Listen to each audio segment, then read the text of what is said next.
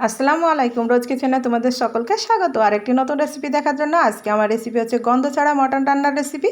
আর তোমরা সকলে কম বেশি জানো, কিন্তু এইভাবে একবার গন্ধ ছাড়া মটনটি রান্না করে খেয়ে দেখো, খেতে দুর্দান্ত লাগবে। এসো তাহলে দেখে নাও আমি কিভাবে গন্ধ ছাড়া মটনটি রান্না করে নিই। আমি এখানটা 1 কেজি খাসির মাংস নিয়েছি, আর মাংসটাকে ভালো করে ধুয়ে পরিষ্কার করে নিয়েছি। দিয়ে একটি বড় সাইজের লেবু এইভাবে চিপে দিয়ে দিলাম। পুরো রেসিপিটি দেখতে থাকো আমি কিভাবে এই রান্নাটি করে নিই। দেখো, পুরো একটি লেবু দিয়ে এইভাবে হাত দিয়ে ভালো করে মাখিয়ে নিতে হবে, দিয়ে 10 মিনিট রেস্টে রেখে দিতে হবে।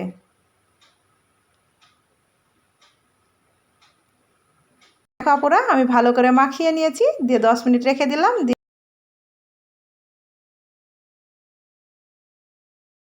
একবার ধুয়ে নেব। আমি চুলাতে একটি কড়াই বসিয়ে দিলাম, দিয়ে 1.5 কাপ 1 কেজি মাংসের জন্য আমি 1.5 কাপ সরিষার তেল দিয়ে দিলাম। আমি কাপ মেপে দিয়ে দিলাম। দিয়ে গরম মশলা দিয়ে দিলাম। এখানটায় আমি 2টো তেজপাতকে 2 টুকরো করে দিয়ে দিলাম। এলাচ, বড় এলাচ, ছোট এলাচ, লবঙ্গ, দারুচিনি সব কিছুই দিয়ে দিলাম। দিয়ে একটু নাড়াচাড়া করে নিলাম। সুন্দর গন্ধ বের হলে আমি 5টি চেরা কাঁচা লঙ্কা দিয়ে দিলাম। ঝালটা তোমাদের প্রয়োজন মতো তোমরা দিয়ে নেবে। আর এখানটায় বড় সাইজের 2টো পেঁয়াজ কুচি করে দিয়ে দিলাম। আর পেঁয়াজটাকে আমি লাল করে ভাজবো না, একটু হালকা করে একটু ভেজে নিব। আর পেঁয়াজটা যদি খুব বেশি ভেজে নাও তাহলে গ্রেভিটা ভালো হবে না। আমি এখানটায় 2 টেবিল চামচ আদা রসুন বাটা দিয়ে দিলাম। দিয়ে একটু নাড়াচাড়া করে নিচ্ছি যাতে আদা কাঁচা গন্ধটা চলে যায়। দিয়ে মাংসটাকে দিয়ে দিচ্ছি। অনেকেই আছে যে খাসির মাংস গন্ধর জন্য খেতে চায় না, কিন্তু যারা এই গন্ধর ভয়ে মাংসটা খায় না তাদেরকে এইভাবে একবার রান্না করে দিও পুরা, দেখবে তারা বুঝতেই পারবে না যে এটি খাসির মাংস খাচ্ছে না অন্য কিছু মাংস খাচ্ছে। তোমরা অবশ্যই একবার বাড়িতে ট্রাই করে দেখো এইভাবে, সত্যিই বলছি একটুও গন্ধ থাকবে না। আর ছোট থেকে বড় সকলেই খুবই পছন্দ করবে এই মাংস রান্নাটি। দেখো এইভাবে আমি 10 থেকে 15 মিনিট নেড়ে নিব। আর আমি এখানটায় কোনো হলুদ বা লবণ দিচ্ছি না। প্রথমে আমি এইভাবে 10 থেকে 15 মিনিট নেড়ে নিব, তারপরে আমি হলুদ লবণটা দিয়ে দেব। দেখো, স্বাদ মতো লবণ দিয়ে দিলাম, পরিমাণ মতো হলুদ দিয়ে দিলাম, আর লঙ্কা গুঁড়ো দিয়ে দিলাম। তোমরা যে পরিমাণে রান্না করবে সেই পরিমাণ অনুযায়ী সব কিছুই দিয়ে নিবে।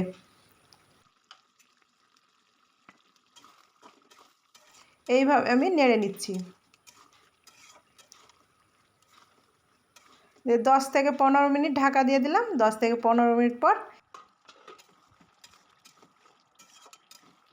10 থেকে 15 মিনিট পর ঢাকাটা সরিয়ে 1 টেবিল চামচ জিরা গুঁড়ো, 1 টেবিল চামচ ধনিয়া গুঁড়ো দিয়ে দিলাম।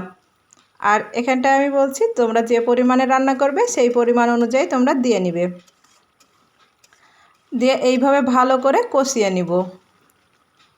হ্যাঁ দেখো আপুরা, কতটা লোভনীয় হয়েছে। দেখো, দেখতেও কতটা সুন্দর লাগছে। এখনও মাংসটি কিন্তু পুরোপুরি রান্না হয়নি, তবুও দেখতেও যতটা সুন্দর লাগছে কিন্তু খেতেও কিন্তু খুবই ভালো লাগবে। আর তোমরা চুলার আঁচটাকে মিডিয়াম রাখবে, রেখে এইভাবে মাংসটাকে কষিয়ে নিবে। আর যত ভালো করে কষাবে ততই কিন্তু এই মাংসটা খেতে কিন্তু অসাধারণ লাগবে। আশা করছি আমার এই গন্ধ ছাড়া মটন রান্নার রেসিপিটি খুবই ভালো লাগবে। ভালো লাগলে অবশ্যই একটি লাইক করে দেবে।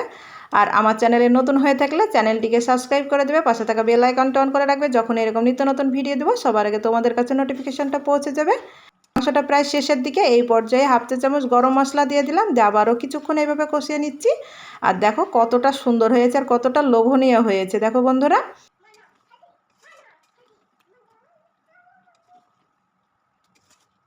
এই রেসিপিটি কেমন হয়েছে অবশ্যই তোমরা কমেন্টে জানিও। আর ভালো লাগলে বন্ধুদের সঙ্গে শেয়ার করে দিও।